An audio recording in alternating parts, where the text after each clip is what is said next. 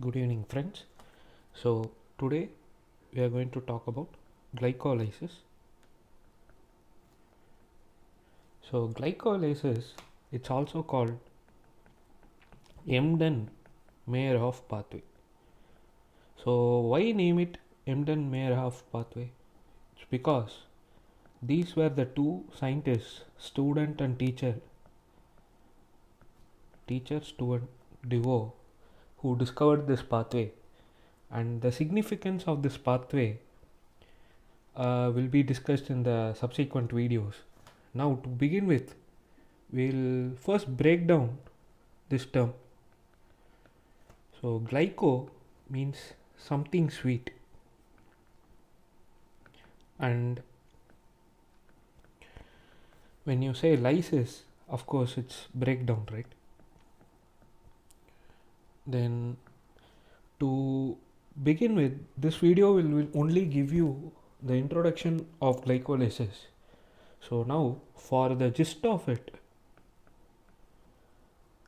glucose is basically oxidized by this process into pyruvate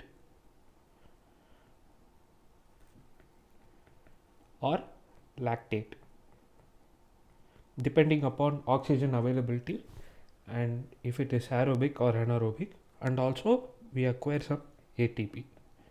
So the process is basically oxidation. So glucose is getting oxidized. Now this glycolysis is composed of 10 individual reactions or 10 steps, which are basically classified into 3 phases. Okay, now we will be looking on these 3 phases in 3 separate videos. So the 3 phases will be: phase A will be energy investment phase, and minded students, different textbooks will give you different type of classification. Some textbooks might even give you 2 phases of classification, where there will be this phase A, energy investment phase, and there will be energy generation phase. But we are splitting it as 3 phases. So this is according to another book. So basically we are splitting it into 3 phases. So we also have the splitting phase. Then phase C will be energy generation phase. Now we have to designate how many steps are we going to see in different phases. Now energy investment phase will have 3 steps. Then splitting phase will have 2 steps.